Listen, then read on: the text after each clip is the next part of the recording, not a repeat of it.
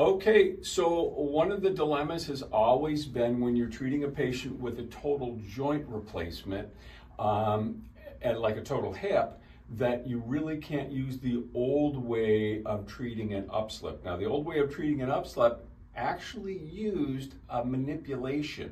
It was an active manipulation where I assisted the patient when they did a manipulation of their own hip. We don't want to do that because we've got a hip replacement here.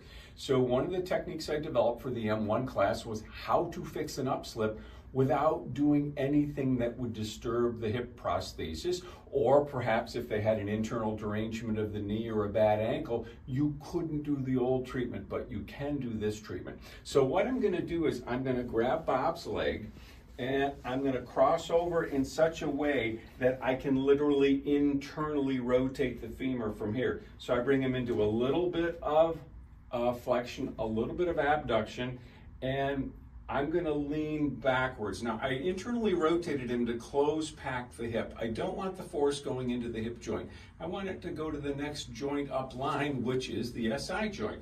And I just have Bob take some nice deep breaths. As he takes deep breaths in and he exhales, the pelvis comes to me, and I encourage it. As he breathes in again, it wants to go toward his head. I say, no, you don't. I bring it toward me. As he inhales in again, I don't let it move up. As he exhales, it comes to me. And after about 4 of those, I'll say, give me 3 quick coughs.